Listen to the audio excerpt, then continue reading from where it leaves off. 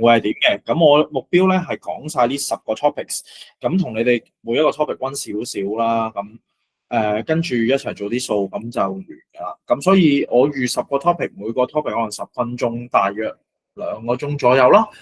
咁係啦，咁你如果單咗份碌咧，咁你就可以一齊抄低啲筆記啦。OK，咁我哋一齊嚟咯，好噃。OK，咁好啦，第一課如果你中途有問題咧，歡迎你隨時喺 chat box 度打低啦，或者你總之你用你嘅方法嗌出嚟又好，點都好啦。咁你話俾我知有咩問題就得㗎。OK，咁因為我唔知大家識幾多啊，咁所以我就自己講自己啦。咁你有問題就隨時問啦。好，開始。OK，咁第一個 section 咧，我哋會講一講 number system 嘅。咁 number system 咧，咁其實最主要都係溫翻個表嘅啫。OK，咁所以成個世界所有 number 啦，我哋主要都會叫佢做 real number 啦。咁 real number 對落咧，咁其實我哋會分為rational number 同埋 irrational numbers。中文有理數同冇理數，咁同你溫翻個定義啦。rational numbers 嘅定義有理數，即係寫到做分數嘅數字啦。而 P、Q 要係整數嚟嘅 ，OK， 唔可以話偷雞寫 pi over 2唔得嘅，而且 Q 唔等於0嘅 ，OK， 咁要符合晒呢3個條件先至叫做 rational numbers。而一個 real number 如果寫唔到做 rational numbers 咧，我哋就叫 irrational 無理數噶啦。舉例說明 ，OK，pi 啊、root 2啊呢啲都係嘅。好啦 ，rational 對落啦，咁就仲會分為 integers 同埋我哋嘅呢一個 decimals， 又或者我哋叫嘅 fractions 啦。而 integers 又再分3類啦，正、零同負啦。OK， 咁所以0係不屬於正或者負嘅 integers 嘅。咁呢度咧，咁對上咧，其實你可以再加多一層嘅，因為你哋已經學咗噶啦，叫做 complex number。OK，complex number 分3種 ，complex number A 加 BI。OK，如果佢個 B 等於0，個 imaginary part 等於0嘅時候咧，佢淨係得粒 real part 嘅啫。咁呢個就叫 real number。咁第二種咧，你可以自己 mark 翻低啦，就係當個 A 等於0，當個 real part 等於0嘅時候咧，咁佢淨係得 BI。呢啲咧，我哋叫做 purely imaginary number。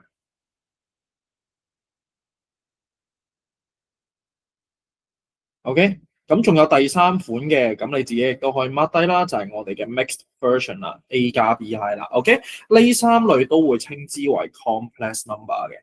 咁呢個表有啲咩可以出咧？最常見嘅出法，例如可以問下你，rational 加 irrational 係咪一定會係 irrational 啊？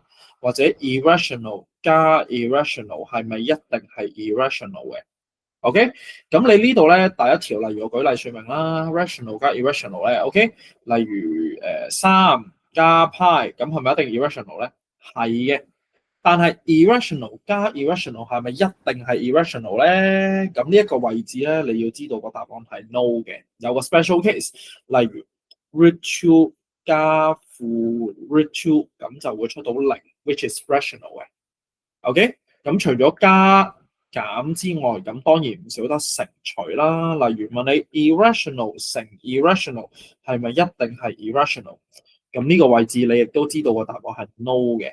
因為 root 2乘 root 2會等於2 ，which is 一個 rational number。OK， 咁講起呢一個表 rational number、irrational number 咧，其中一個會出嘅題目咧，就係我哋下面嗰條啦。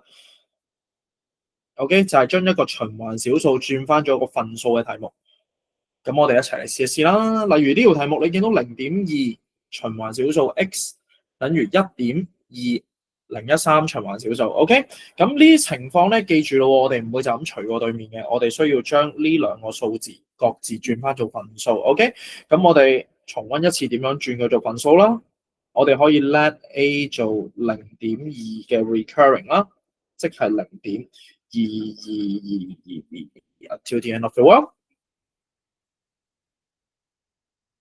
咁我呢度寫低寫得清楚啲，跟住下一步就係將其中一個循環單位搬上去 ，OK， 咁所以我哋會乘大10倍，咁就會變咗2.2222 until the end of the world。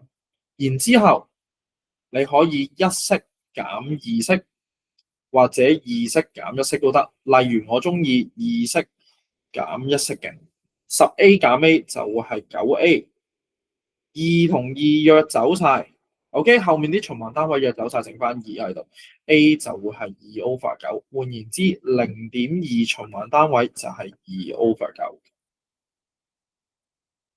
用同樣嘅邏輯，我哋可以計得到1.2013啦。OK， 咁我哋會 let 另一個未知數 ，let B 做1.2，跟住013 recurring 啦。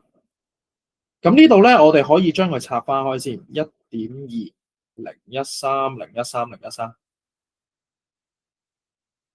OK， 喺你將個循環單位搬上去之前，留意下係咪全部所有數字都循環緊。例如呢度個2冇循環到喎，所以我哋要做第一步，將佢乘10，將所有循環單位留喺右手邊先。右手邊只會有循環單位嘅啫。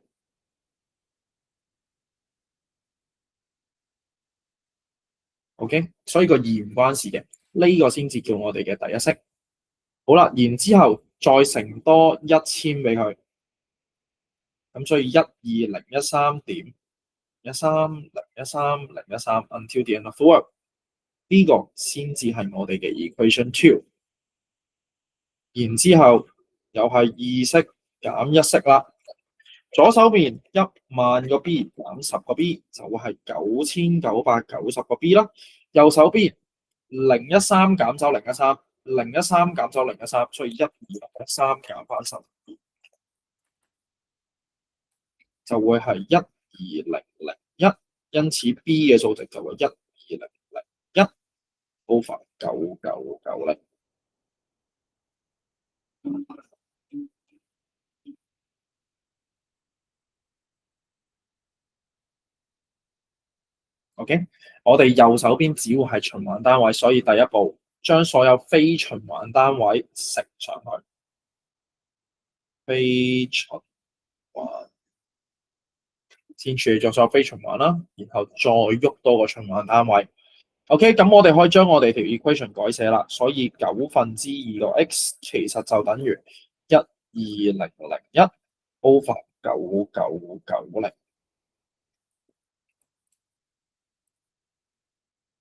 最後將個9/2除埋個對面，所以答案12001 over 2220，咁就收工啦。咁呢個就係我哋 number system 裏面第一個會成日考嘅，就係循環小數轉翻分數嘅一個運作。OK， 咁第一課好簡單嘅啫，呢一 part。如果有問題嘅話，隨時舉手啦，太快都隨時舉手。OK， 咁好啦，跟住會去到第二個 section 噶啦。好，俾多10秒你。如果有需要自己 cap 圖啦嚇。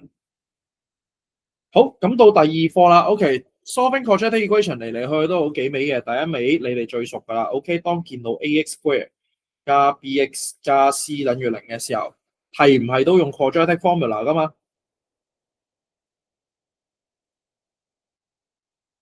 ？OK， 冇問題嘅。負 b 正負開方 b 2次減 4ac over 2a。但係 other than that， 除咗 quadratic formula 之外，其實有時候我哋仲有啲叫做 factor method。OK， 透過 factorization 將佢計數出嚟啊。第三個仲有一個叫做graphical method 嘅。OK， 咁咧呢兩個咧比較喺 MC 裏面會成日出現嘅。咁我哋一齊睇一睇咯。例如見到呢一條第一條 OK，MC 左手邊係 x 加 k， 右手邊 x 加 k 減1乘 x 加 k。OK， 咁我哋一齊嚟啦。咁第一件事啦，記住唔好約走個 x 加 k 啦，因為你當你約走咗個 x 嘅時候，其實你約走咗其中一個 root， 呢度會有兩個 risk 噶嘛。你約走咗嘅話，其實你會約走咗其中一個 root 嘅，所以我哋唔會約走佢嘅，取而代之，我哋係將佢搬晒過左手邊，將成嚿嘢減過左手邊，然之後先至再做 factorization， 抽翻個 common factor 出嚟。前面係1減括號 x 加 k 減1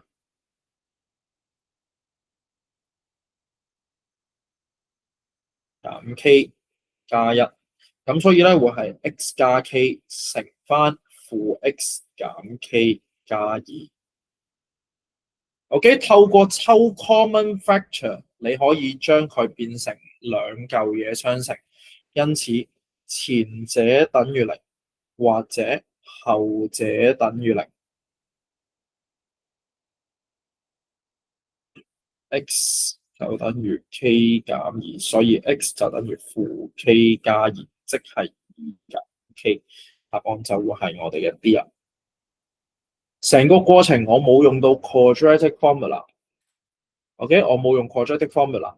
當你見到左右有 common factor 嘅時候，OK， 有 common factor， 請你係搬去左手邊抽 common factor。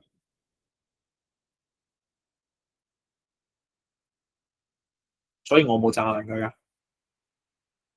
OK， 咁呢個就係我嘅第一條 MC 成日見到嘅有 common factor 嘅題目啦。好啦，第二條咯，2x 加 3k square 等於4乘以 3k 減 2x whole square。咁第一個 mindset 你可能會諗啊，不如炸爛佢啦，將佢變成 a 二次減 2ab 加 b 二次，或者 a 二次加 2ab 加 b 二次啊。咁但係千祈唔好咁做啊，因為你見到 a square 同 b square， 其實你可以將佢搬去左手邊，然後變成 a square 減 b square 等於0。a square 減 b square 可以變成 a 加 b 乘 a 減 b， 透過 identity 將佢做 factorization。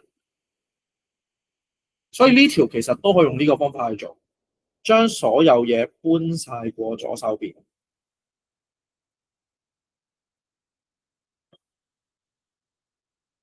然之後呢個係我哋嘅 a square 減個4冇 square 嘅，俾翻個2 square 佢先，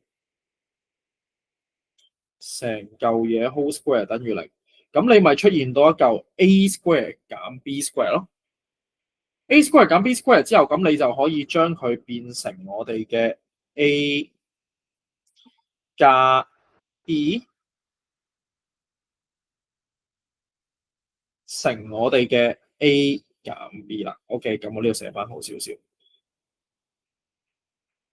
呢個係我哋嘅 a 啦，減 b。OK， 前面呢一度變成 2x 加 3k 加 6k 減 4x， 所以前面嘅括號會係負 2x 加 9k， 後面會係 2x 加 3k 減 6k 加 4x， 即係我哋嘅 6x 減 3k 等於0。OK， 呢度我哋用咗 a 加 b 乘 a 減 b 會等於0，兩嚿嘢相乘等於0，所以前者等於0。咁所以負 2x 等於負 9k，x 等於 9k over 2啦。另一邊 6x 減 3k 等於0， 6x 就等於正 3k，x 就等於 3k over 6，即係 k over 2。咁所以答案就係我哋嘅 C 啊。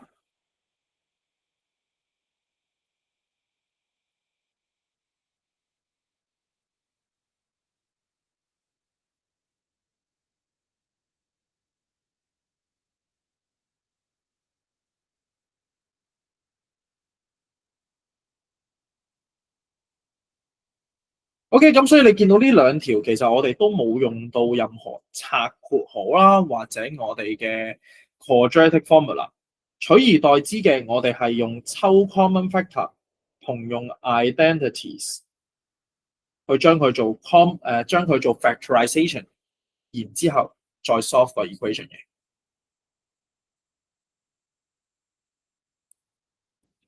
好，睇下有冇嘢想問先。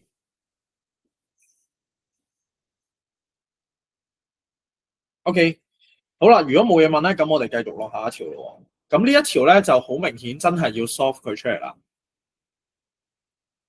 就等於 x 減1，咁所以 4x square 啦減 7x 減 x 加1等於0。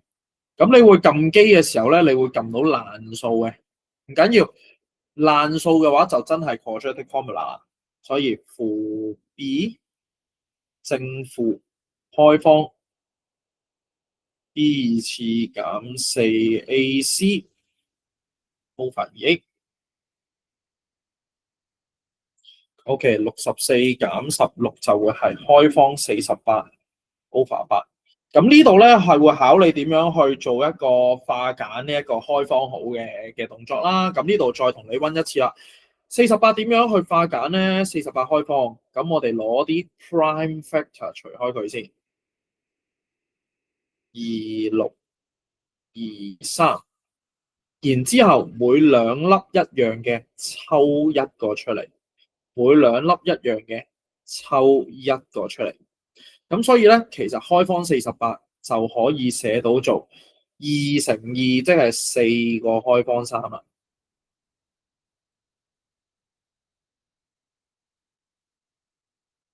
OK， 咁呢度有兩種拆法嘅。第一種拆法你就係分子將個分母拆開，8 over 8加減4開方3 over 8，所以 x 就會係1正負開方3 over 2，呢個係第一種拆法。但係呢度好明顯冇呢個答案嘅，咁所以我用第二種拆法啦，就係將分子嘅 common factor 抽出嚟，抽個4出嚟，正2加減開方3 over 8。咁所以4同8再約簡，所以最尾咧會係2正負開方3 over 2。咁你要知道其實個答案有兩種寫法嘅。如果我叫你拆分母嘅話，可以出呢種答案。你亦都可以將分子嘅 common factor 抽出嚟再約簡，咁你就會有第二種右邊呢一種寫法啦。其實兩種寫法都係代表緊同一個答案嘅。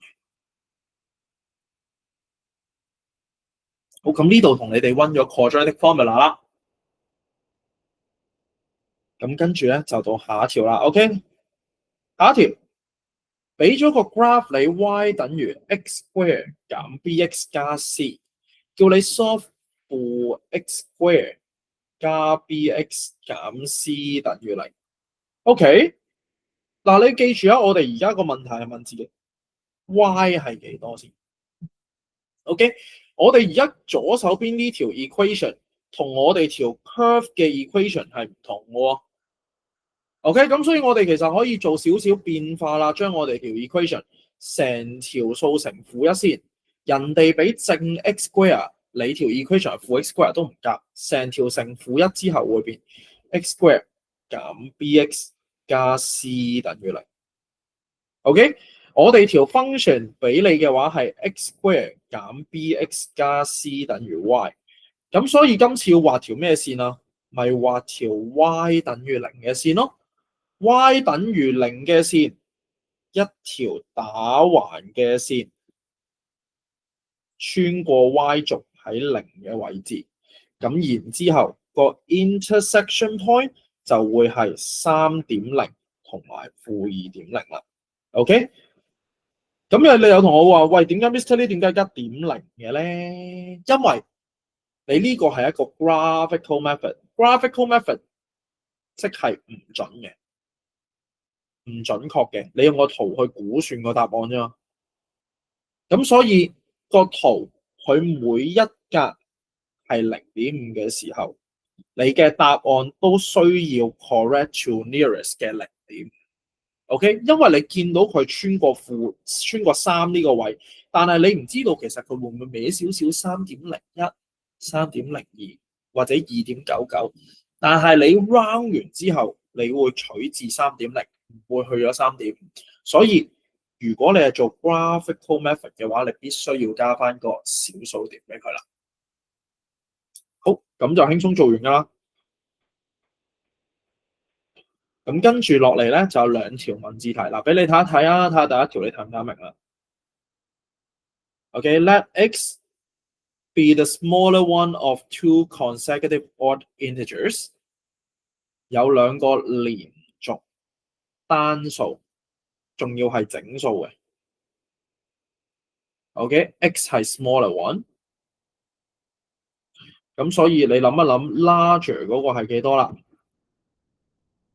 ？If the sum of squares of the two odd numbers is less than twice the sum by 3，跟住問你邊一句可以攞嚟 solve 個 x？嗱，俾30秒時間你自己諗一諗點樣寫到式。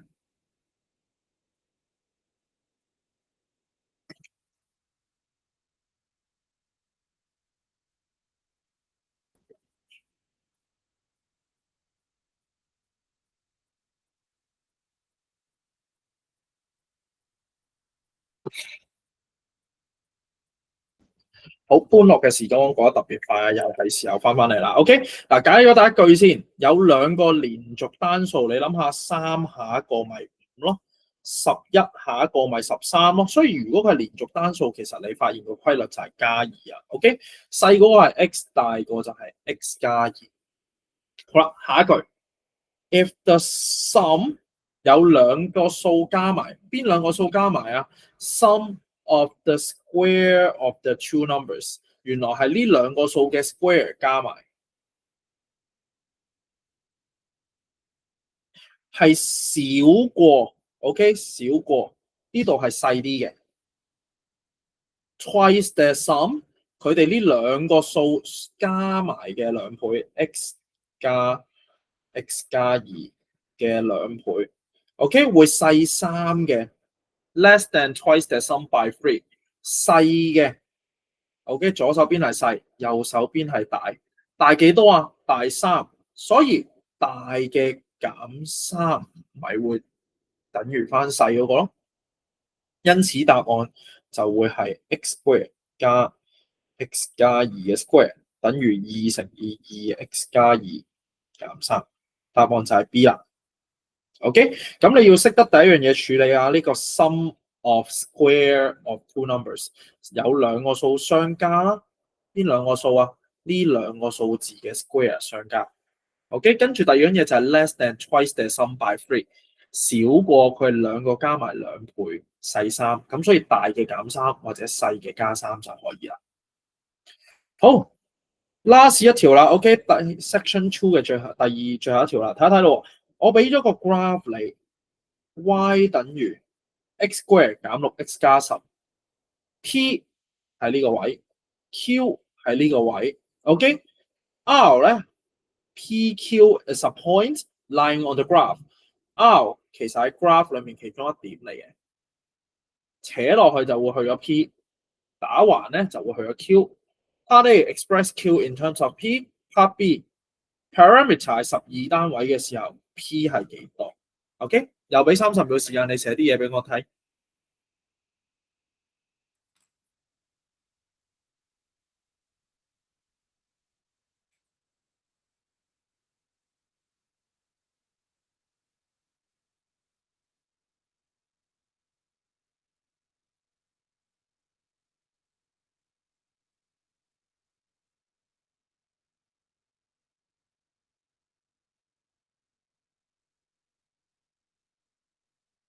好啦，咁我哋一齊嚟咯 ，OK？嗱，我又會問自己啦，pass P 同 Q 有咩關係咧？OK？R is a point on the graph， 即係話俾你知 ，the graph passes through PQ 呢個 point 咯。passes through 就可以做啲咩啊？就係可以將佢代入翻落條式度啦。OK， 所以 part A 因為穿過咗 PQ。When x is p, y is q， 咁所以 put 翻入去 q 就等於 p square 減6p 加10啦。OK， 跟住佢就同你講啦，呢個長方形嘅周界係12，問你 p 係幾多？咁呢個長方形嘅周界點樣計啊？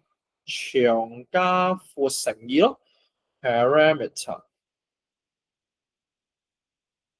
等於12，所以長加闊乘2就等於12，因此 P 加 Q 就等於6。但係你揾 P 啊嘛 ，OK？A part 你知道咗 Q 其實可以寫到做 P square 減6 P 加10，所以將佢代翻入去，咁成條式咪淨係得 P 咯。因此 P square 減5P 加4就等於0。咁你撳機啦 ，P 等於1或者 P 等於4。補翻啲 step 收工 ，OK。咁跟住你會發現1同4其實都可以嘅，因為佢有2個 point 會令到個周界都係20嘅。咁呢樣嘢好正常嘅啫。一個長嘅時候，佢會係周界係12，另一個係扁嘅時候，周界會係12。咁所以有時候會有2個 point，both are acceptable。OK。好，咁我哋呢一個位置就講完啦。咁我哋 go through 咗幾個例子啦。第一就係除咗用 quadratic formula 之外，點樣 solve quadratic equation 啦？其中一個方法抽 common factor 啦。第二樣嘢同你温咗 graphical method 同埋 quadratic formula 啦。第三就係可能做咗小文字題啦。咁書裡面仲有更加多嘅文字題嘅，你本 MC 入面都有更加多嘅文字題嘅，自己食咗佢咯。暫時有冇嘢問？OK，冇回覆冇嘢講，咁 OK，咁我照去嘅啦。有嘢問你就出聲啦，太快你都出聲咯。好啦，咁下一個 nature of risk，OK，講有幾多隻 risk 啦。咁我哋咧問得幾多隻 risk 一定係用 delta 噶啦。OK， 同你溫翻幾個 result。delta B 次減 4AC 啦，大過0就有 two distinct real root 啦。OK，delta 等於0就 one double real root。或者叫做 two repeated risk。OK，delta 細過0咁就叫做 no real risk，或者叫做兩隻 non-real root 啊。OK， 有一個特殊例子就係我哋嘅 delta 大過等於0，咁呢個情況我哋叫 has real risk。好啦。咁對應翻個圖像咯，除咗寫 two distinct real root 之外 ，OK， 對於我哋個 graph，y 等於 ax square 加 bx 加 c。OK， 我哋講過幾多個 x in 就即係有幾多個 root 噶嘛。咁所以兩個 distinct real root 即係有兩個 different 嘅 x in 啊。一個 double real root， 咁我哋就會話 OK， 佢係有一個 x in。呢個時候我哋會叫佢做 touch the curve，touch the x-axis。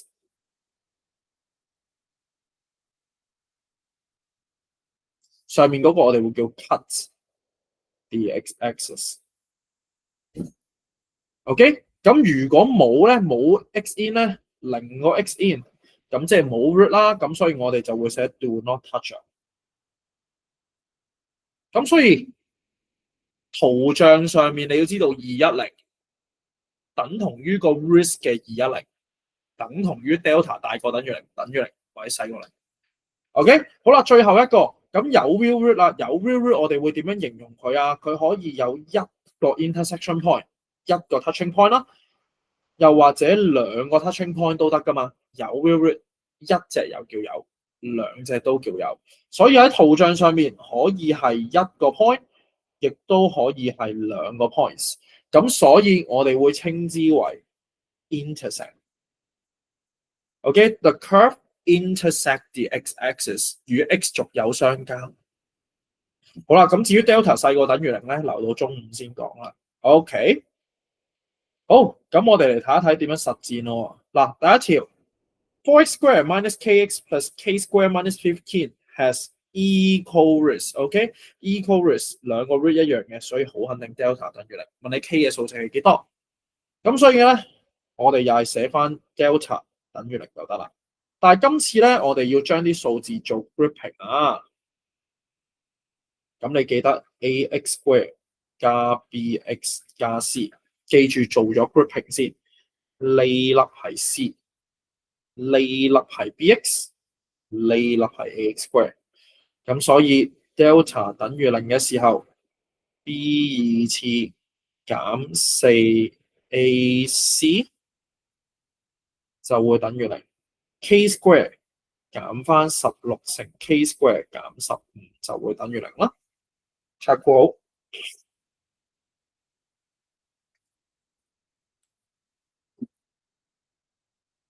咁所以負15 K square 加240等於零。咁呢個時候你可以讀記啦，負15啦，零啦，240 K MC 嚟嘅啫，我直接寫 K 等於負4或者 K 等於4。咁題目都係問你 K 對幾多嘅 ，K 係一個 constant 就得啦。所以答案咧冇嘢需要 reject 就為 C 人。好，咁好簡單一條 delta 嘅題目啫。第二條俾咗個 graph 你 intersect the x-axis 與 x 軸有相交，問你 smallest value of m。OK， 又係俾30秒時間你自己寫啲嘢俾我咯。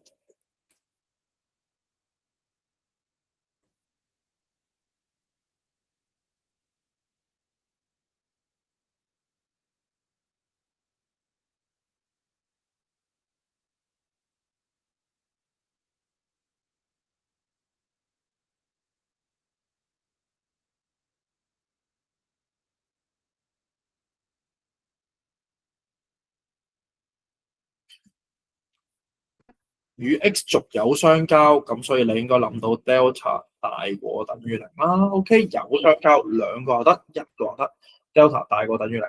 咁所以我哋嚟咯，一開始將佢轉翻做 a square 加 b 加 c 先。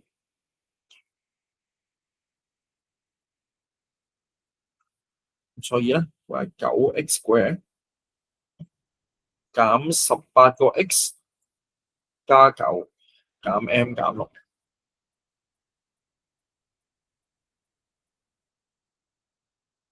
所以會最尾係加3減 m 啦，又係 a square bx c。OK， 今次有 x in， 咁所以 delta 大過等於零。B 二次減4 ac 會大過等於零啦。18 square 就會係324，減36乘3減 m 就大過等於零。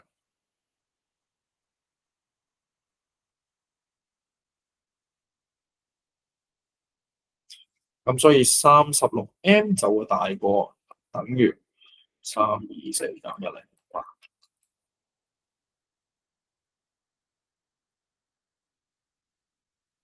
負216嘅，咁所以 m 會大過等於負6。OK， 咁呢個時候你要揾翻佢話最細嘅 m 係幾多，咁所以你畫翻條數線出嚟啦。0喺度，負6喺度 ，m 要大過等於負6，裏面最細嘅數值，因為可以包負6，所以最細一定係負6，咁所以答案就會係負6啦。OK， 咁做咗兩條揾 value 嘅題目，咁跟住第三條就叫你做一啲翻少少 show that 呢條有 real root。OK， 要你 show 佢對於所有嘅 k， 唔係淨係 k 對1，唔係 k 對2，所有嘅 k 佢都會有 real root， 所有嘅 k delta 都會大過等於0。一齊嚟試下試咯。OK， 我想知佢有幾多個 real root， 我哋咪計個 delta 出嚟咯。B 二次減4 AC， 咁所以我哋嘅 delta 就會係 4k square 減2AB 再加 B 二次再加翻40k， 所以會係 4k square 減20k 加20加翻40k， 所以最後為 4k square 加 20k 加20。好啦，個問題就係呢一粒數啊，佢係正0定係負咧 ？OK， 咁你會有幾個想法嘅。第一個想法 ，which is 係一個錯嘅諗法啊。你會諗因為 k square 正數嘅 square 咧就會係正數，零嘅 square 咧就會係零，負數嘅 square 咧都會係正。咁所以任何 real number 嘅 square 咧就會係大過等於零。你由呢一粒嘢開始出發，咁所以乘大4倍依然大過等於零啦。4k square 加25都會大過等於零。咁你處理咗頭尾啦。不過個問題就係，咁我加一粒20k 落去，咁佢會唔會 keep 住都係正數嘅咧？你諗下，因為 k 可以係負數噶嘛。當 k 係負數嘅時候，咁呢粒嘢咪會減緊我哋個 total 咯。減緊 total 嘅時候，咁佢容乜易會轉翻落去負數啊？咁所以你呢一個位置，如果由 k square 開始標起，你去到4k square 加25大過等於零，呢一句都啱。但係你發現再加20k 嘅時候，你就冇得做啦，你要停喺度啦。OK， 咁所以咧呢個位置點樣證明佢永遠會大過等於零啊？我哋用第二個方法啦，我哋再將 delta 改寫。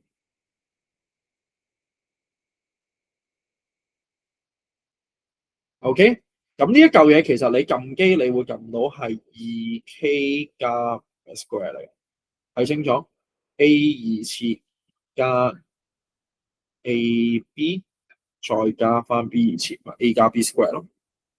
delta 再改寫係成嚿 2k 加5嘅 square。咁有咩咁特別啊？因為 k is real number， 所以 2k 加5 is real number 啦。咁一個 real number 嘅2次方，咪自然會大過等於零咯。啱啱我哋做咗啦。咁所以 delta 自動大過等於零。delta 大過等於零咩意思啊？所以咪就係 has real root 咯。證明完畢。OK， 第二個方法就係我哋將我哋嘅 delta 繼續用 factorization 嘅方法將佢改寫。然之後用 real number 嘅 property， 只要一個數係一個 real number， 二次咗佢必定會大過等於零，呢一件事繼續做落去就得啦。OK， 睇下有冇嘢問？呢個位難嘅。好啦，咁總結下呢一個位置先。如果幾時要用左手邊呢一個咧？其實你發現你嗰個 delta 有二次方加一粒數字，咁係可以用我哋 build inequality 嘅方法去證明佢出嚟嘅。但係如果我中間有啲單數嘅 k 喺度，咁唔好意思啊，只要有單數嘅 k 喺度，你就可以用 build inequality 嘅方式去做，你就必須要透過 factorization 嘅方法去做出嚟。好 ，delta 溫到呢一度，下一 part 我哋溫 sum of root product of root 啦。有冇嘢想問 ？OK， 如果有嘢問嘅話，你隨時 send message 俾我啦，或者你係啦，你 send message 俾我啦，或者你而家嗌出嚟都得。好啦，咁跟住到下一 part sum of root product of root。咁 sum of root product of root， 咁我哋又重溫一下啦 ，ax square 加 bx 加 c 等於零啦。sum of root 負 b over a，product of root c over a， 最常出 r square 加 beta square。咁呢度講過啦，就係抽個二次出嚟，減 2ab 啦，呢個第一樣嘢成日會出嘅。第二樣嘢會出 alpha， 成日會出 alpha 減 beta。alpha 減 beta 點做啊？個 technique 就係將佢二次，然之後再開方。咁咧 alpha 可以係大啲，如果係大減細嘅話，減完出嚟嗰個數咪正咯。但係如果 alpha 係細啲嘅，細減大咁一定會出負數㗎，咁所以出面要自己加翻個符號。OK， 視乎我話俾你知係 alpha 大過 beta 定係 beta 大過 alpha 啦。OK， 呢兩樣嘢如果我俾咗你嘅話，自己加翻正負。好啦，假設我今日係正嘅。咁咁跟住點做啊？入面將佢拆開，咁所以就會係 alpha 二次加 beta 二次減兩個 alpha 二次加 beta 二次就會 al 加 base square 減兩個 alb 再減兩個 alb。咁所以其實最後就係 alpha plus beta square 減四個 alb 啦。OK，alpha 減 beta 要自己二次再開方呢一樣嘢，你要自己記得點做嘅。咁其他都係執就咁執嘅啫。好啦，咁我哋一齊嚟試一試咯。OK，簡單嘢，第一條先啦。x 二次減四 x 加二等於零。問你 alpha square 加 beta square 幾多 ？OK，俾30秒你自己寫一寫先。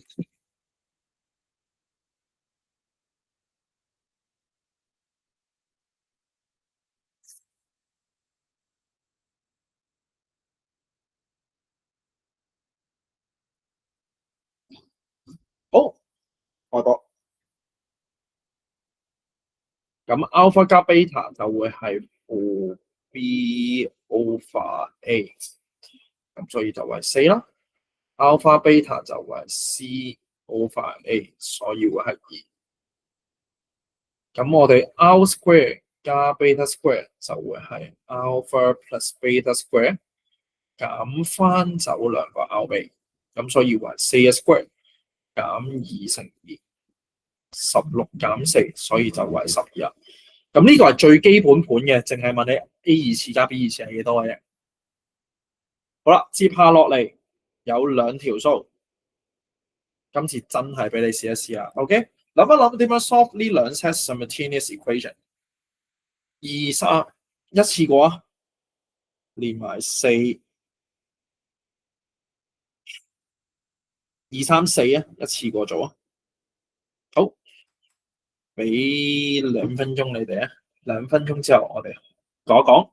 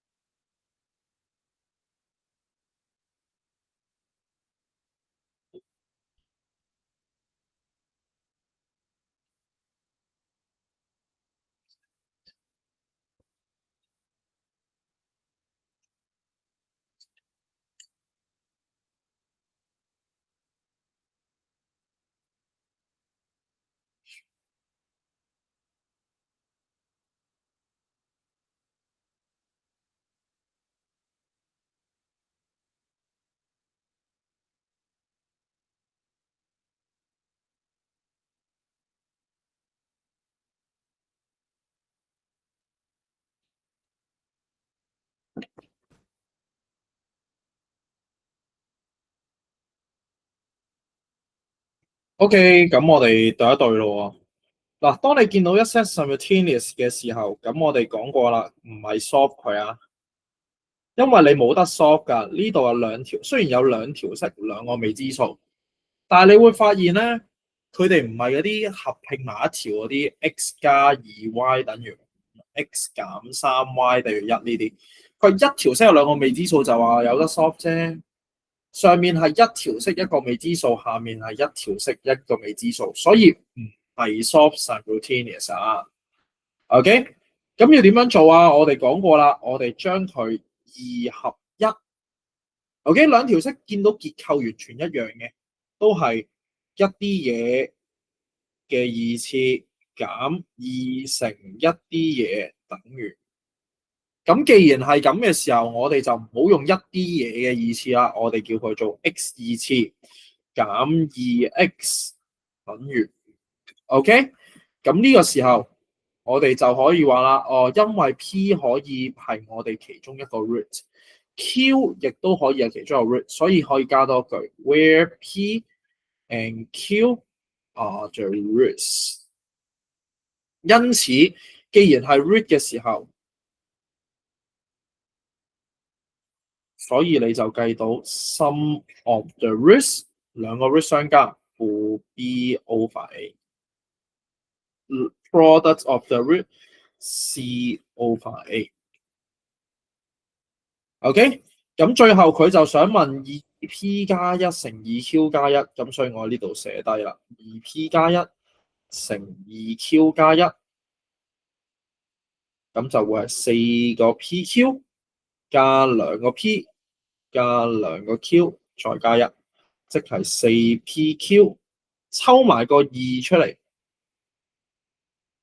，2乘 2p 加 q 再加1，所以會係4乘負5加2乘2再加1，負20加4再加1，所以就會係負10。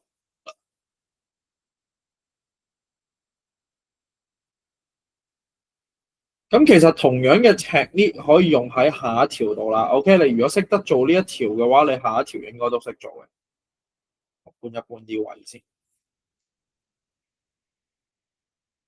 咁你如果抄唔切咧，咁你可以 cap 低個圖。咁我哋之後我會再 po 翻上 Google Classroom。好啦，咁所以下一條都係嘅，4 alpha square 加2個 alpha 等於3。4個 beta square 加2個 beta 等於3啦。咁其實你發現個結構一樣，就係4乜嘢二次加2乜嘢等於3。咁就唔好叫乜嘢啦，我哋叫佢做 4x square plus 2x equals to 3。alpha 可以擺入 x，beta 可以擺入 x， 所以 alpha and beta are the roots。因此 Al 加 B 就係 sum of root。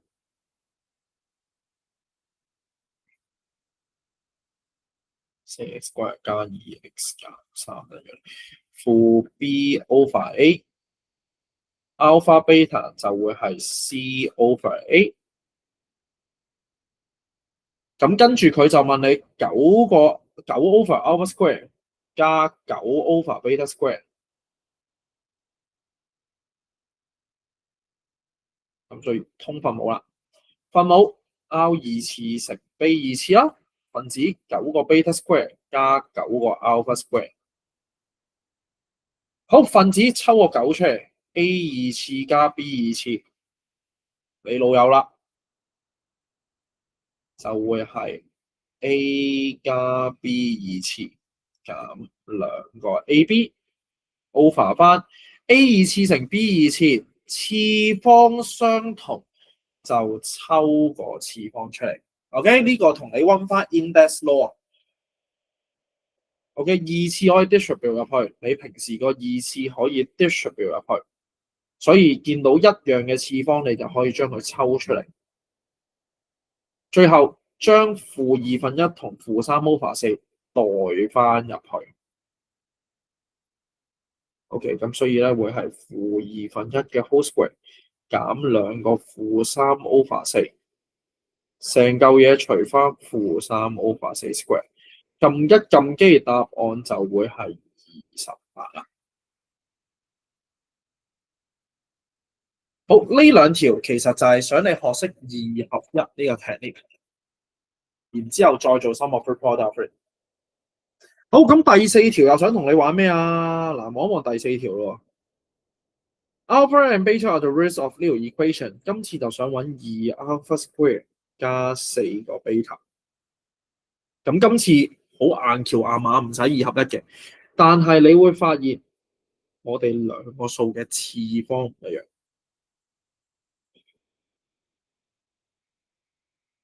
OK，咁我哋之前講過啦，如果有得砌嗰啲咧，次方係一樣嘅，二次同二次係有得砌嘅，或者再之前份 notes 嗰啲 alpha 減 beta 都係一次方同一次方嚟嘅，次方相同有得砌，次方唔同咁點算啊？次方唔同，我哋就要做代入法啦。OK，我講咗好多次，做代入法。二次方同一次方係冇得溝通嘅，一次方同一次方先有得溝通，二次方同二次方先有得溝通。所以我哋要透過代入法將二次方變成一次方。點樣轉啊？Alpha is the root of the equation， 所以兩個 alpha square 減4 alpha 減3就等於0。兩個 alpha square 等於4 alpha 加3。alpha square 其實另一個寫法就係4 alpha 加3除2。咁所以我哋睇翻條題目啦，2 alpha square 加4 beta， 除咗叫佢做 alpha square 之外，另一個樣就會係我哋嘅4 alpha 加3。我哋將二次方變成一次方嘅 expression。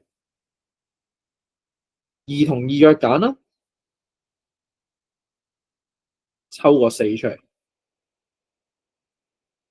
咁所以最後其實就係問你4個 alpha 加 beta 加3係幾多？咁 alpha plus beta 負 b over a， 所以係2。答案11做完。OK， 次方唔同係做代入，次方相同嘅時候先至砌嘅。好，搞掂晒啲砌掂嘅嘢。好啦，跟住落嚟睇一睇下面呢兩條啦。第5條、第6條、第7條都係俾咗啲 roots 嚟嘅，然後叫你揾 value of a。OK， 我做第5條啊。x 等於2 is a root of the equation 嘅時候，叫你 find the value of a。咁我俾咗一粒 root 你，你可以做啲咩？俾咗一個 root 你就可以將佢代入條 equation 咯。咁所以 x 等於2 is a root， 所以我哋可以將佢代翻入條 equation 度，將 x 等於2代翻入條 equation 度。5乘以2嘅 square 減 a square 加1乘2，再加翻7 over 2a 就等於0。咁你咪有條 equation in one unknown 咯。OK， 咁所以呢度整翻靚佢啦。20減2乘 a square 加1，再加翻7 over 2a。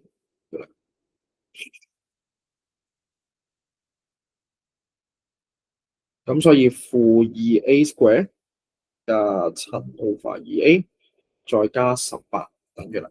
咁呢個時候你可以撳機啦。A 咧就係負9 over 4，或者 A 係等於4嘅。咁所以答案 C 收工。如果我俾一隻 root 你可以將佢代入，然後去揾翻個 unknown 出嚟。咁所以第6、第7條又俾2分鐘你哋自己試一試。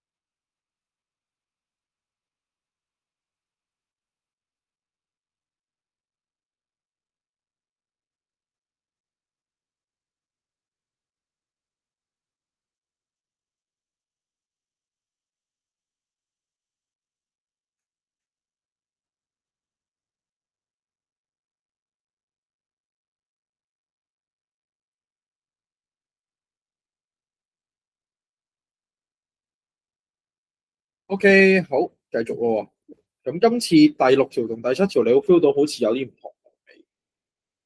OK，alpha is a root。咁我今次又係俾一隻 root 你啦，咁所以你又係可以代佢入去啦。同啱啱唔同嘅係，我唔係叫你 solve for alpha 喎，我係問你呢個 expression 係咩樣？負9 alpha square 加3個 alpha 減1係幾多？OK，啱啱我哋代完之後，直接計粒 A 出嚟。而家我叫你揾一個 expression 嘅樣嘅 value 係幾多？咁所以我哋咧其實要做嘅嘢就係將我哋嗰條 equation 變 OK，透過乘啊變成我哋想知嘅嘢咯。OK，例如3 alpha square 要變負9 alpha square， 成條式乘負3。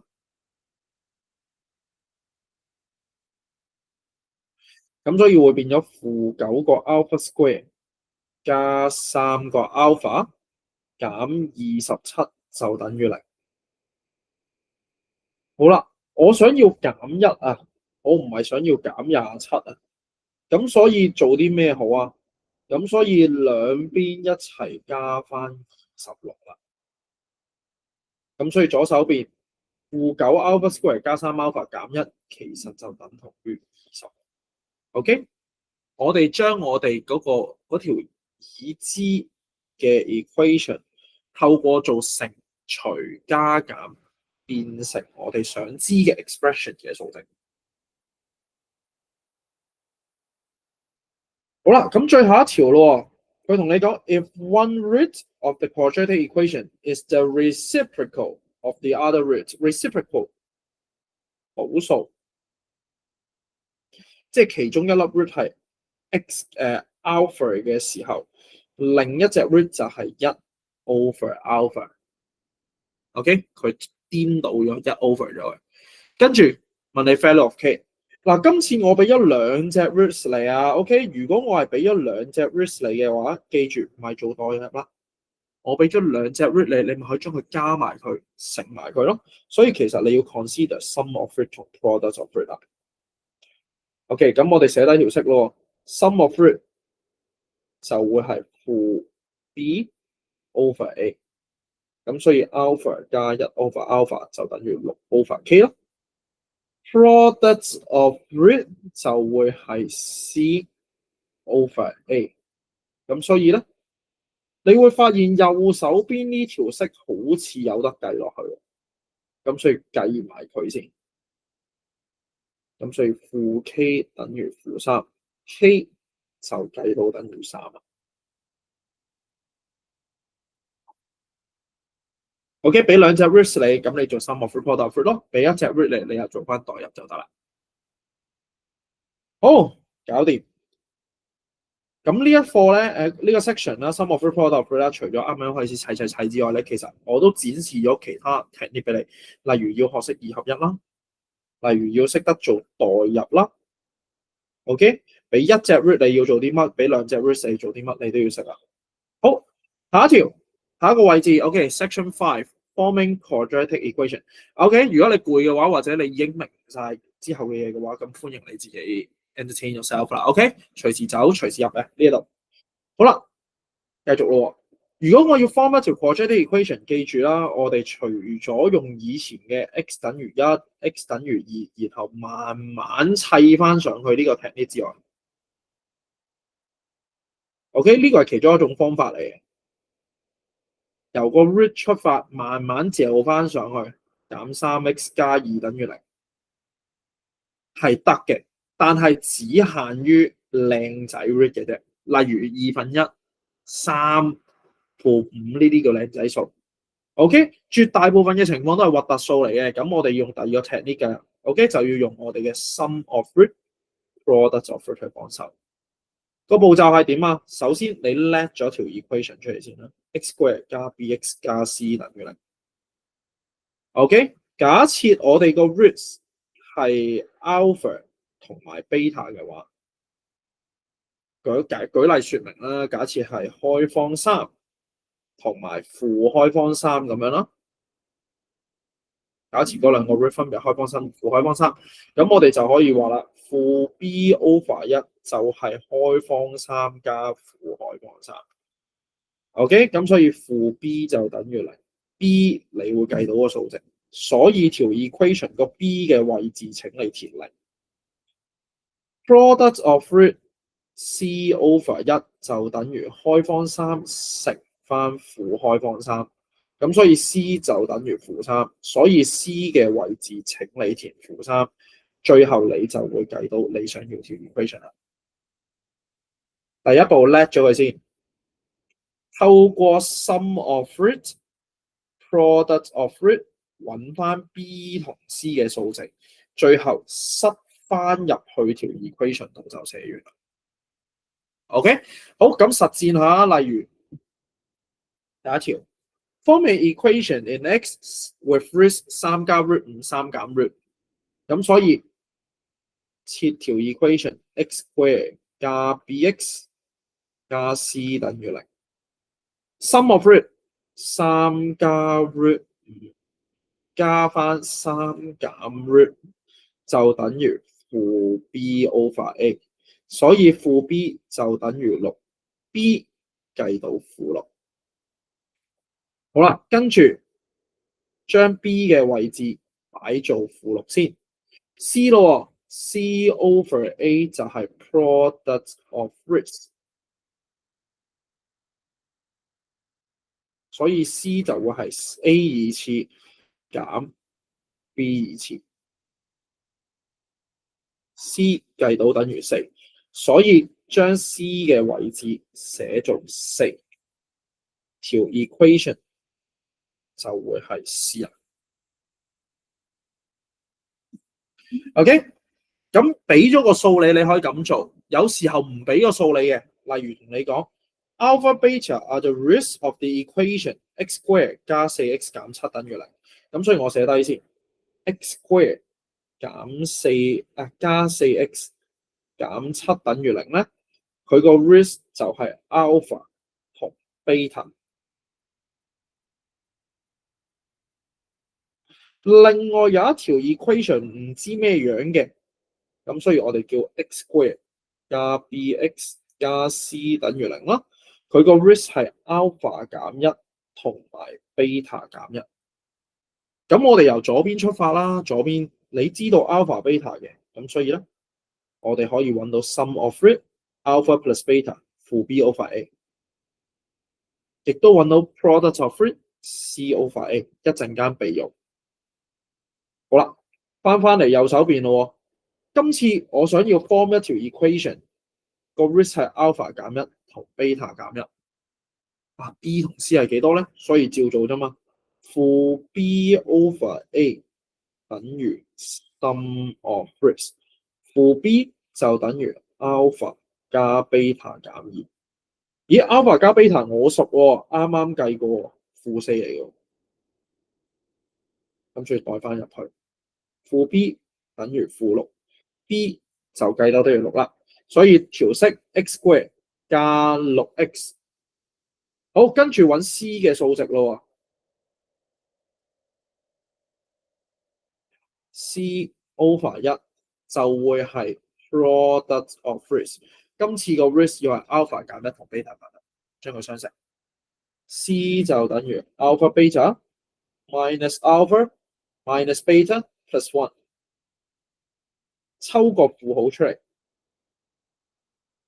所以就會係負7減負4加1。咁所以 C 咧個數值會計到負2，咁所以最後答案 x square 加 6x 減2等於0，完成。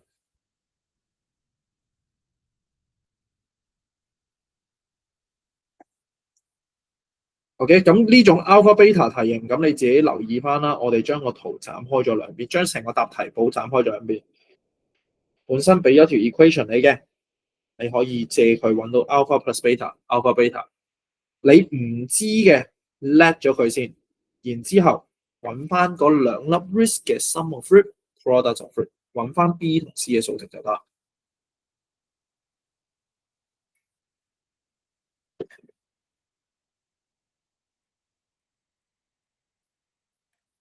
OK， 好。如果有需要嘅，自己 mark 翻低啲資料啦。希望你聽日識做呢啲啦嚇。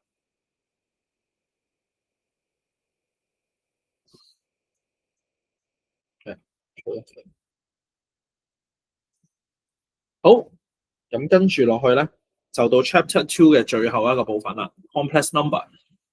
OK，好，講起 complex number，咁咧你要溫翻晒以下呢幾樣嘢嘅。第一樣嘢，I 其實即係開方負一啦。OK，咁講得 complex number，佢可以寫到做 A 加 BI 啦。有幾樣嘢你要留意翻嘅。第一樣嘢，乜嘢叫做 real part？例如3減2i 嘅 real part 啦。imaginary part 係幾多？喺呢個數裏面 real part 就會係3，即係我哋嘅 A。imaginary part 自己小心啦，係冇 I 㗎，所以-2就咁填個 B 就得㗎啦。好，跟住第二樣嘢，如果我話俾你知有一個 complex number A 加 BI，OK，呢個數如果佢係 real 嘅時候，有咩結論啦？如果 Z is purely imaginary 嘅時候，你有啲咩結論啊？OK，例如我同佢個 A 加 BI 呢個數，佢係一個 real number 嚟嘅，咁你要自己醒水咯，即係佢冇 I 啦，所以 B 等於0。如果佢係 purely imaginary，OK，淨係得 imaginary part 嘅啫，咁即係冇 real part 啦，所以 A 會等於0啦。OK，咁呢幾樣嘢你要識得分先。real part 係乜 ？imaginary part 係乜啦？set is real 嘅時候 B 等於0，imaginary part 等於0啦。imaginary 嘅時候 real part 等於0啦。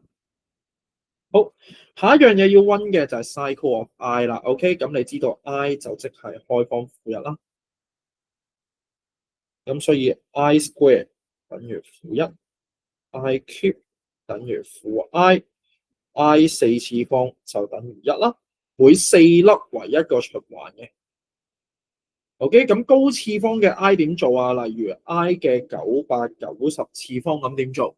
我哋就講過啦，將990除4睇個數。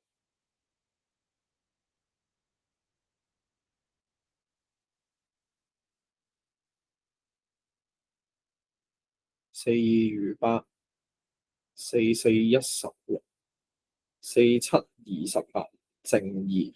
咁所以剩低2粒就會係 I square，即係負一啦。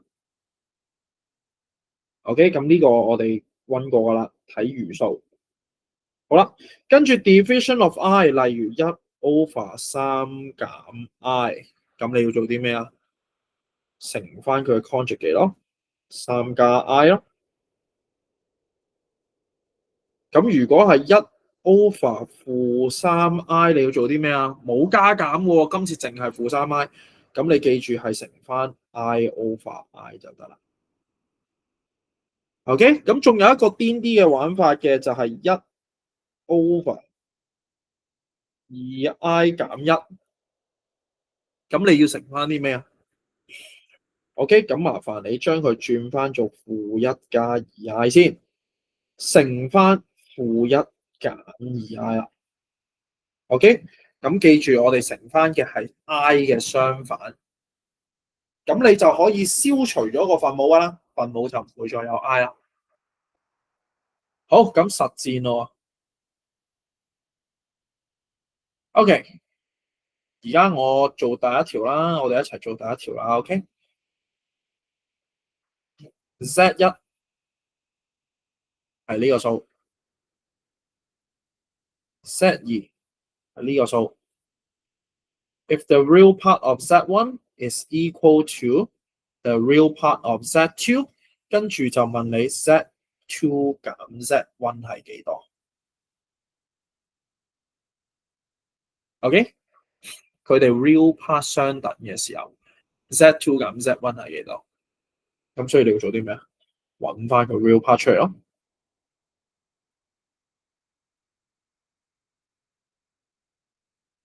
好啦，set one 嘅分母係 a 加2i，所以你會乘翻 a 加2i。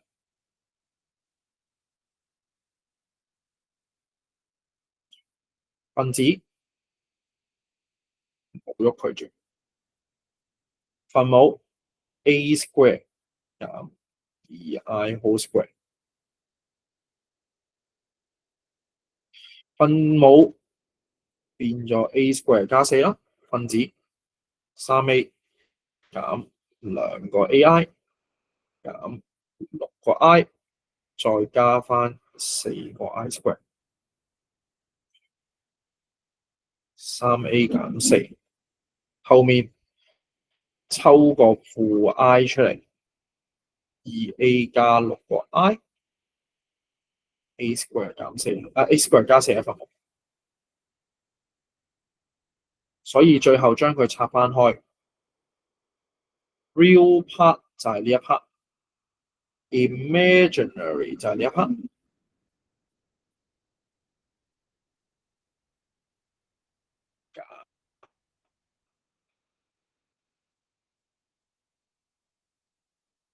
咁呢個就係我哋嘅 set one 啦。set two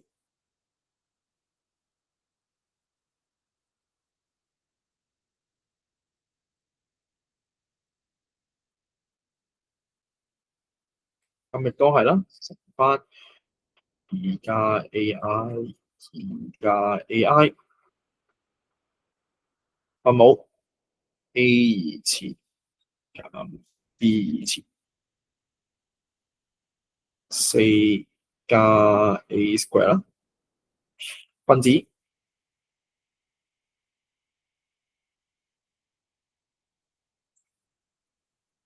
咁所以會變咗8啦，加 4ai 啦，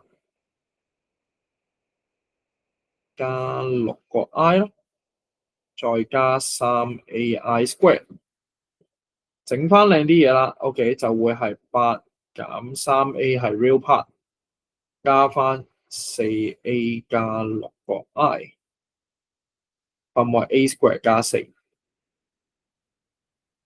real part imaginary part， 所以會8減 3a a square 加4 4a 加6 a square 加4個 i。 好，兩邊 rationalize 完，佢同你講 real part 相同，所以呢兩個數嘅 real part 相同。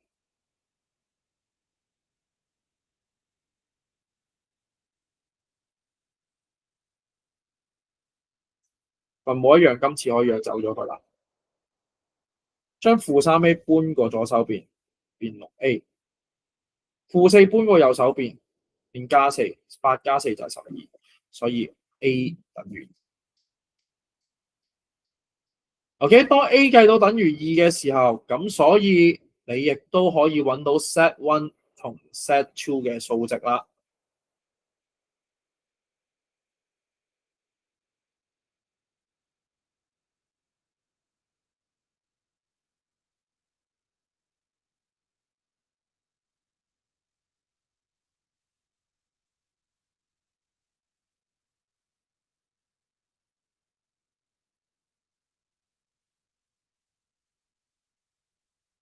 咁所以咧 set one 係1/4減5 over 4個 i。set two 將 a 等於2代入去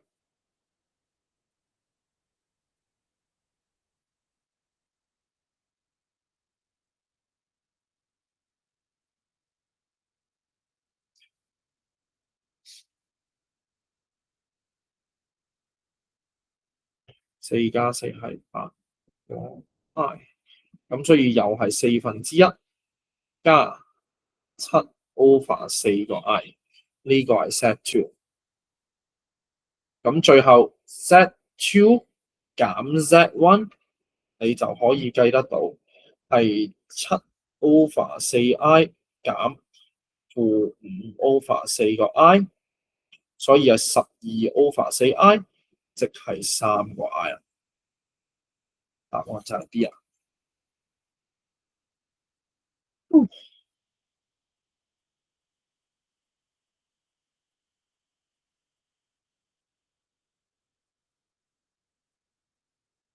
咁所以其實唔難嘅，係少少煩嘅啫。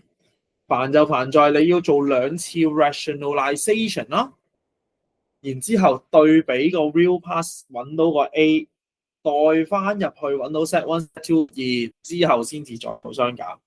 成壇嘢記住要分半鐘之內搞掂晒。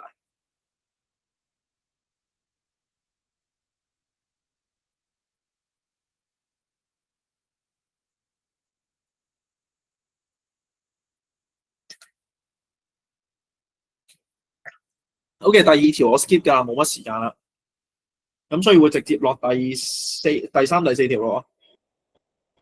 OK，叫你揾 x 同 y such that 呢條式成立。咁所以咧，你見到呢一條係一條 complex equation 嚟嘅。complex equation 嘅 technique 係乜嘢？你自己諗一諗翻先。左邊有啲數，右邊有啲數。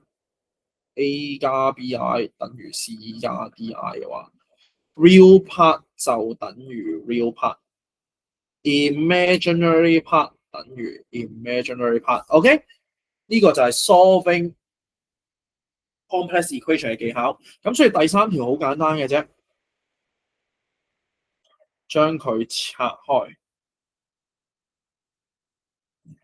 將所有 real part group 起佢，又 OK，imaginary part 都 group 起佢。好啦，右手邊係零，零即係咩啊？零即係零加零 i， 所以 real part 等於零。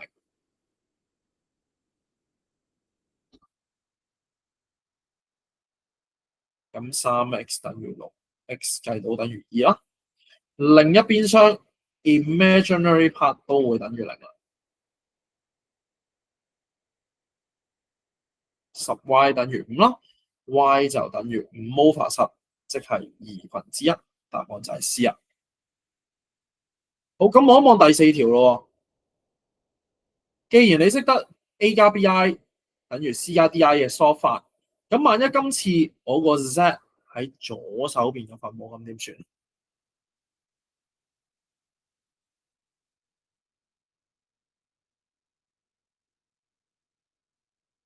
？OK，咁你冇得 do 嘅咯，係嘛？咁所以其實呢一度咧，你可以做少少功夫嘅，你可以將個 Z 乘過右手邊，咁所以 Z 咧其實係11加2i over 1加2i。咁呢個時候你咪可以撳機啊。OK， 用 complex mode 幫你啦。咁所以 Z 咧其實係3減4i 呢個位置，如果全部都係 real number，你自己用 complex mode 計啦。好，咁就好快手高呼晒呢一啲題目咯。OK，solving complex equation 嘅題目。好，冇問題嘅話咧，有問題就舉手啦。冇問題，我哋繼續咯。OK，去到尾二一個 chapter function 啦。function 嘅話咧，咁第一樣嘢問翻你 function 嘅定義啦。OK，function 嘅定義就係每一個 input 都必定會揾到一個 output 嘅。OK，亦都係 one and only one 嘅 output 嘅。但係一個 input 係唔可以有兩個 output 㗎。我講過，好似關係咁樣，一個男人係唔可以同一時間中意兩個女人㗎嘛。咁所以呢啲就唔算係 function 啦。OK，咁關於 function 嘅話，咁有幾個會出嘅位置啦。例如我俾簡單嘅 function 你，然之後問你複雜嘅 function 啦。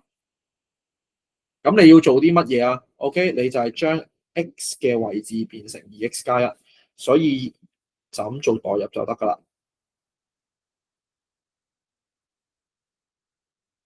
但係有另一種出法，就係我俾個複雜嘅 function你幫我揾翻簡單版。OK，嗱，呢個你就冇得直接揾嘅咯喎，我哋需要點啊？我哋就問自己啊，x 代幾多嘅時候先至會令到我出翻 f(x)，x 等於幾多嘅時候出到 x 呢啲？OK，咁好奇怪噶嘛，咁所以我哋要借助 ft 去幫我哋手啦。OK，首先我哋要揾 ft，然之後先至揾翻 fx。OK，點樣揾 ft 啊？呢度好快手同你 go through 一次啊。今次我哋要將括號裏面變做 t， 所以 2x 等於 t 減一 ，x 等於 t 減一 over 2。OK， 跟住我哋將 t 減一 over 2擺翻晒入去條式裏面所有 x 嘅位置。2乘以 t 減一 over 2加1就等於3乘以 t 減一 over 2。咁你會發現左手邊出翻 ft 嘅，右手邊就係3乘以 t 減一 over 2。OK， 將括號入面變成 t， 咁所以我哋知道 x 要代 t 減一 over 2，就將所有 x 變成 t 減一 over 2。OK， 當你知道 ft 之後，咁因為 t 係一個叫做 dummy variable，OK，t 其實代乜都得㗎 ，f 歸等於3乘以歸減一 over 2都得㗎，咁所以 fx 就係3乘以 x 減一 over 2咯。OK， 咁所以呢一度咧，你自己留意啊。當你複雜去簡單嘅時候，請你借用 ft 嘅實力；簡單去複雜嘅時候，就要做代入。好，我哋睇下題目啊。題目有兩款嘅。OK， 第一款 f(x) 係 2x square 加 x 減3 ，fp 減 fp 減1等於9嘅時候，揾 p。第二條 OK， 簡單介紹咗，跟住你自己再做。f3 減 2x 等於3減 2x 乘 4x 減3，然之後問翻你 fx 係幾多？一條係簡單去複雜，一條係複雜去簡單。好，俾2分鐘你哋自己試下做一做。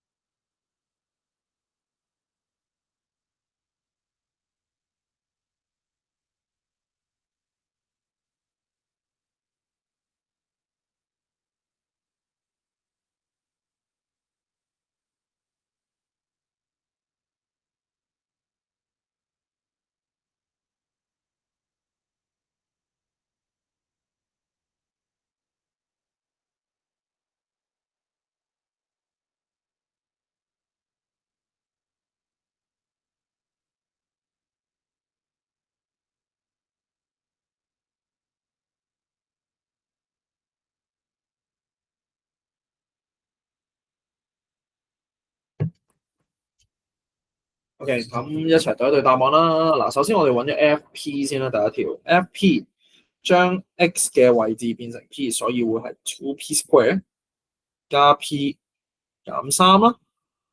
好啦 ，F_p 減1將 x 嘅位置變成 p 減1，所以2乘以 p 減1嘅 square 加 p 減1再減3就會得到9啦。咁做拆果啦 ，2p square 加 p 減3減 2p square 加 4p 減2加 p 減4就等於9。將啲 p square group 俾佢 2p square 減 2p square 冇咗 ，p 加 4p 加 p， 所以會係6個 p， 減3減2減4，所以會係減9，再減9，所以就會係減18等於0。6p 減18等於0啦 ，6p 等於18，p 就計到等於咦3，咦係冇計錯，所以睇下先。哦，呢度我漏咗個中括號添，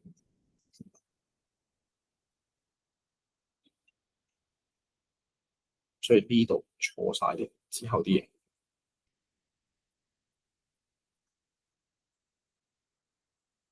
所以呢度應該係減 p 加4等於9。再嚟講 2p square 減 2p square 冇咗 ，p 加 4p 減 p， 咁所以會係4個 p， 負3減2加4，負3減2加4，再減9，所以會係負10。4p 等於10，所以 p 咧就會係10 over 4，即係5 over 2。收工。OK， 咁所以你自己小心啲中括號嘅嘢啦。好啦，跟住下面一條咯，複雜去簡單啦。OK，咁所以我哋複雜去簡單，我哋就要借助 FT 嘅實力先。點樣可以揾到 FT 啊？3減 2x 等於 t。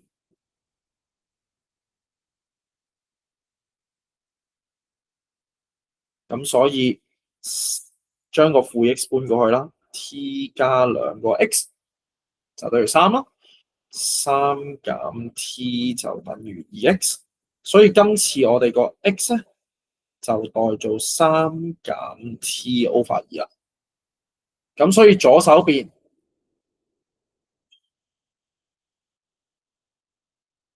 3減 t over 2代入去，右手邊乘以3減 t over 2啦，然後4乘以3減 t over 2再減3。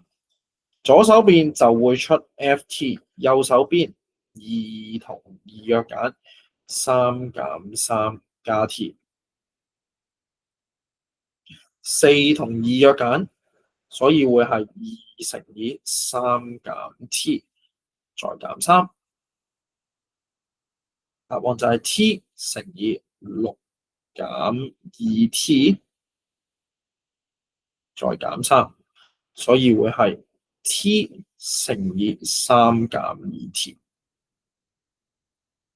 咁知道 FT 之後，你就可以揾翻 FX 啊。FT 係呢個樣 ，T 乘以3減 2T， 所以 FX 就係 x 乘以3減 2x。答案就係 A， 搞掂。OK， 講多次，將括號入面變成 T， 咁所以 x 要代做3減 T over 2。x 要代做3減 t over 2 ，x 要代做3減 t over 2，代咗入去之後 simplify 咗佢，最後將佢轉翻 fx。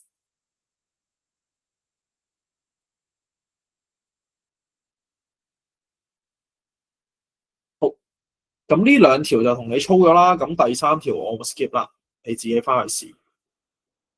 下一個 section 啦，OK，quadratic function 啦，咁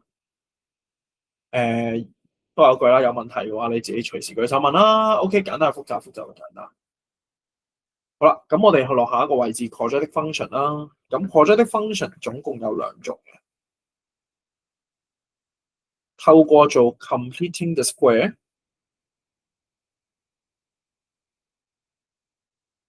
我哋將佢變咗做 a 乘以 x 減 h square 加 k 啦。咁嗰六大 elements 我上堂講咗無數咁多次啦。第一樣嘢叫 direction of opening， 係粒 A 啦。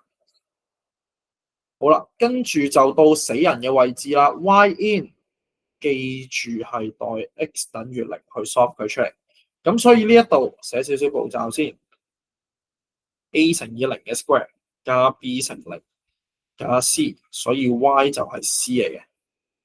所以如果我俾 general form 你，左手邊呢個樣 y in 淨係抄個 c 啦。但係右手邊就唔同嘅，代 x 等於0。就係 a 乘以 h square 加 k， 咁所以咧呢個位置咧係需要計嘅。OK， 唔係 k 嚟㗎，咪就抄 k 出嚟。x in 亦都係啦 ，x in 你就代 y 等於0啦。左手邊你就係 solve 緊 ax square 加 bx 加 c 等於0呢一條啦 ，solve 咗佢啦。右手邊就係 solve 緊 ax 減 h square 加 k 等於0呢一條式啦，兩邊都要 solve 嘅。好啦，跟住再落去咯 ，vertex 啦。咁 vertex 咧呢邊冇可能揾得到嘅，其實有嘅副 B open 嘅，但係我唔喺度搞啦，遲啲先再教啦。OK， 但係右手邊你就可以點啊？右手邊你一計嘅，括號等於0嘅時候 ，x 減 h 等於0嘅時候 ，x 等於 h 啦。h 代翻入去嘅時候 ，y 會計到等於 k， 所以佢嘅 vertex 就會係 hk。有 vertex 就會有以下兩件事，一個叫做 axis of symmetry 對稱軸就會係 x 等於 h， 而 optimal value 極大極小值我哋就會答 k， 不過你前面要答 max 或者 minimum value 係等於 k 啦。OK，max 定 min 就視乎翻你個 direction of opening 啦。如果係 opens downward 就會有 maximum value， 如果係 opens upward 就會有 minimum value 啦。好，呢度齊晒所有嘢噶啦。OK， 咁你話喂，咁呢三嚿嘢點啊 ？Sorry， 請你用 completing the square 啊，將佢做翻去右手邊再做啦。好啦，咁既然記得晒所有嘢咧，咁我好快咁 go through 一次啲技巧咯。咁第一類型嘅 MC 成日出嘅咧，就係問你 A、B、C 係正定負嘅。OK， 咁我哋又重溫一次啦。A 係 direction of opening 啦，咁所以佢今次負數，開口向下 ，opens downward 冇問題啊。好啦，今次個圖中間呢粒 A coefficient of x 係正定負咧 ？OK， 咁我哋 mark 翻低先 ，ax square 加 bx 加 c， 第一粒睇 direction of opening， 最尾嗰粒 put x 等於0，所以佢代表緊 y in。中間呢粒好冷門嘅，到底佢代表緊乜嘢？嗱，呢度你自己 mark 翻低啦。OK， 書裡面冇嘅。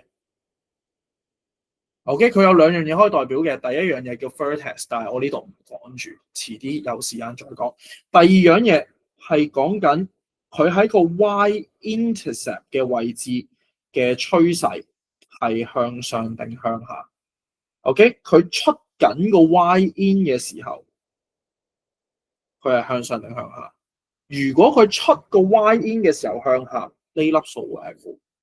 如果出個 y-in 嘅時候向上嘅話，佢就係正啦。咁所以今次呢個位置向緊下，所以 A 會係負數。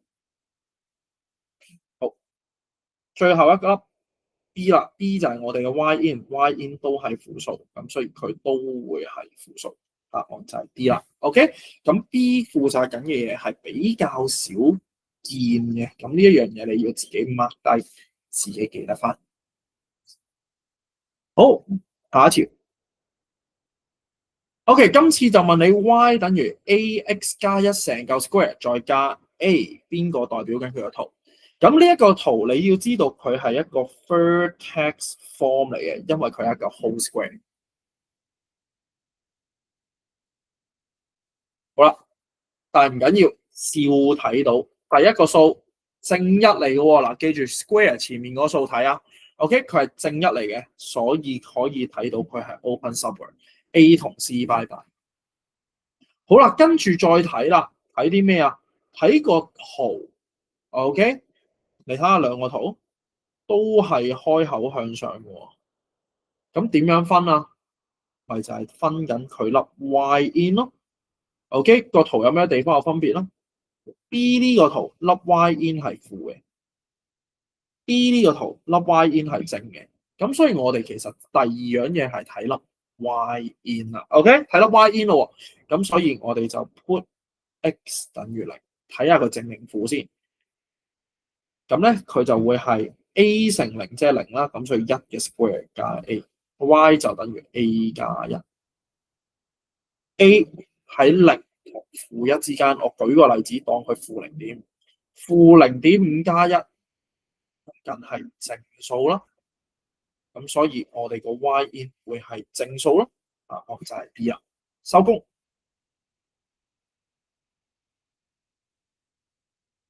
OK，咁所以咧，你分辨咗 direction of opening 之後，你要睇下個圖有咩分別先。有啲同學答我 vertex 嘅話，咁就跳咗樓啦。好，再第三條咯。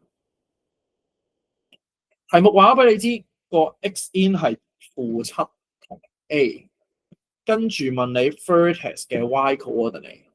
咁呢個樣已經係我哋嘅 vertex form 嚟啊。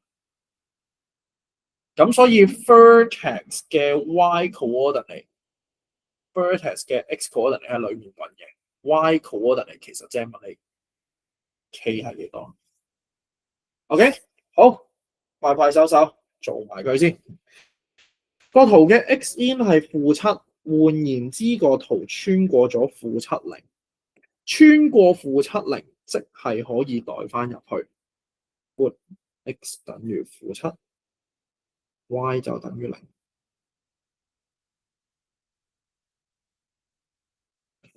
咁所以咧-2嘅 square 係4，咁你計到 k 等於4。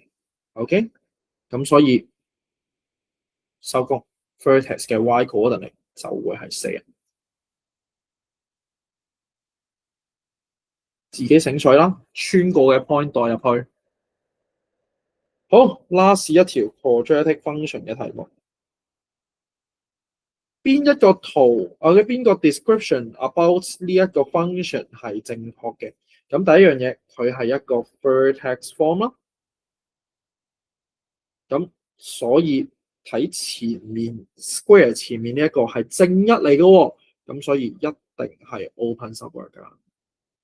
OK， 唔係睇個 x 啊，睇出面呢一粒係正一，咁所以 option 1係啱嘅。好啦，跟住睇一睇 option 2咯。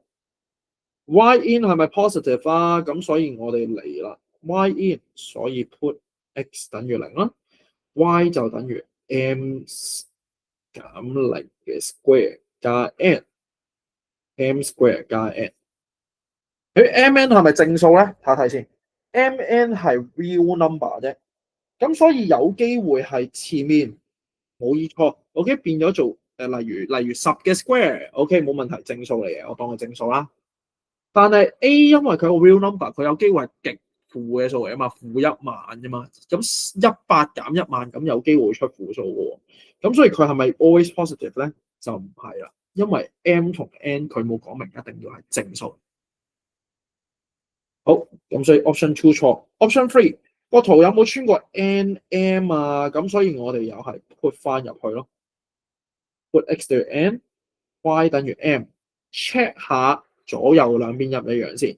OK， 左邊係 y， 即係 m 嚟嘅，右邊 m 減 n square 再加 n，m 二次減2mn 加 n 二次再加 n，盲嘅都睇得出呢兩樣嘢唔一樣啦，好明顯唔一樣啦。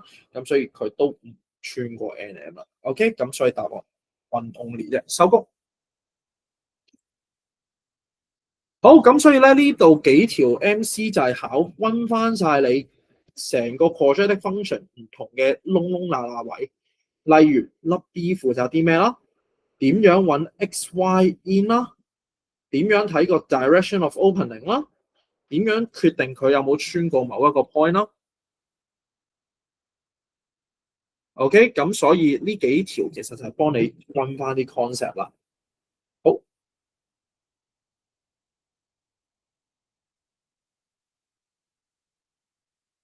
咁第五、第六條咧，我留俾你自己翻去試一試先。OK，咁有需要咧，你再問啦。呢兩條咧都係涉及到有 variable 喺度嘅時候，點樣做 completing of square 嘅。OK，或者我做第六條嘅 part A 啊，我哋一齊，淨係做 part A 啫。成條第六條嚟啦，我都係改變心意。好啦 ，f(x) 等於-3x square 加 6kx 減 6k square 減2。Using method of completing the square, find the coordinates of the vertex。OK，呢條我反而想你自己試一試嘅。咁我而家咧就俾2分鐘你啦，自己揾粒 vertex 出嚟，跟住再問你佢有冇同 x 軸有相交，試下諗一諗點樣做。呢條值得花時間做。好，2分鐘。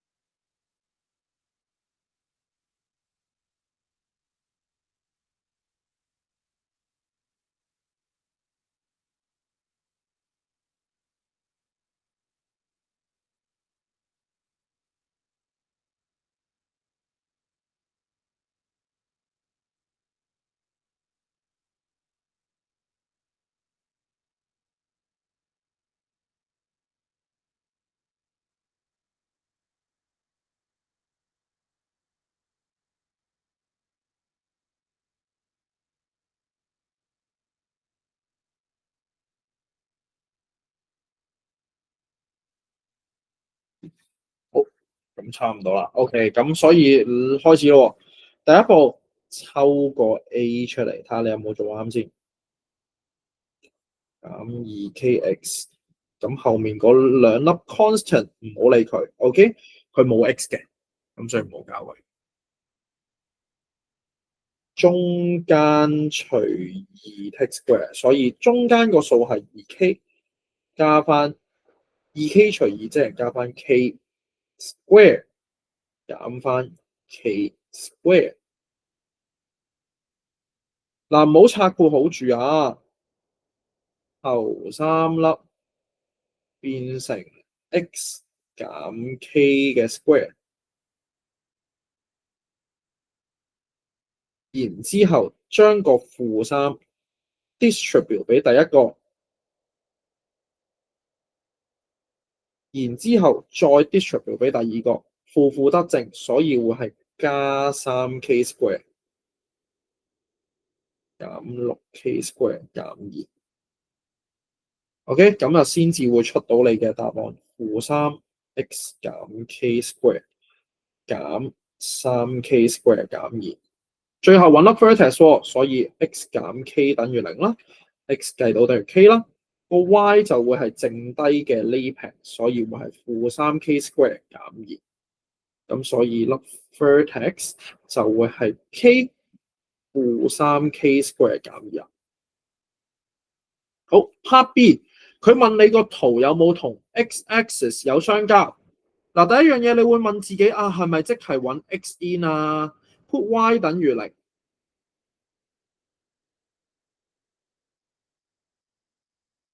咁跟住你要做啲咩啊？計佢出嚟啊！佢問你有冇啫嘛。咁所以第一個諗法，有冇 x in， 即係有冇 real root， 你咪要計個 delta 出嚟咯。OK， 再睇佢係正零定負咯。但係第二個講法，我哋講個 quadratic function 有第二種做法㗎，有第二個快啲嘅方法㗎。你有咗粒 vertex， 你又知道佢嘅 direction of opening， 我哋一齊畫個圖啊。首先個圖開口向上定向下？開口向下啦，係咪啊 ？OK， 開口向下咯。咁我哋又再睇一睇個圖喺 x 軸上面定下面先。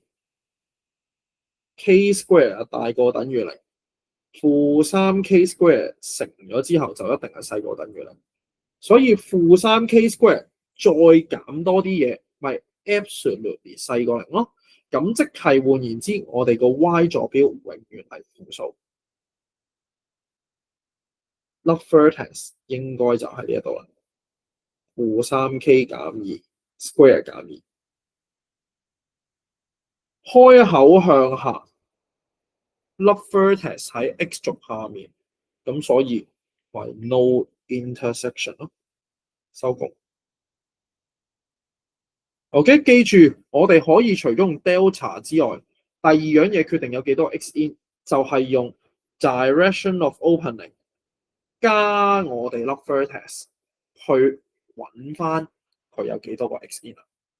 呢兩樣嘢加埋就會出到幾多個 x in。OK， 咁仲有好多類型嘅題目㗎，咁我呢度唔詳述啦，但係講咗其中一類比較特別㗎啦。咁當然仲有其他嘅文字題嘅，例如我哋上堂有講過啊，粒波 golf ball 打咗上去嘅時候點樣揾啦，個 maximum height 啦，或者我哋有條繩將佢切開咗之後，再分割嗰條 DSE 題目。OK， 形成咗個長方形啊，問你最大面積嗰啲，咁你都要再翻去做嘅。好 ，last 收工 ，last 一個 chapter。Equation of straight line。OK， 咁我哋講 equation of straight line 咧，有好多個 concept 嘅。咁我呢度一版個幫你串聯晒所有 concept。第一樣嘢 slope 同 inclination。OK， 咁如果你有印象咧，我哋有講過 slope 除咗係 y2 減 y1 over x2 減x1 之外咧，仲有第二種方法㗎，就係同 x 軸形成嘅呢隻夾角 theta。如果你揾得到呢隻 theta 咧，個 slope 就係 tangent theta 啦。OK， 咁但係你亦都要知道啦，如果我話俾你知呢度畫條水平線，咁呢隻係30度嘅話，其實大家都係30度嚟噶嘛。咁所以呢度畫上去嘅話咧，呢條線嘅 slope 就係 tangent 30度，即係1 over 開放3啊。OK， 呢個幾時用啊？你如果有做 past paper 講 in center 嗰條有用過嘅。好 ，distance formula 俾2點你啦。舉例說明啦。OK，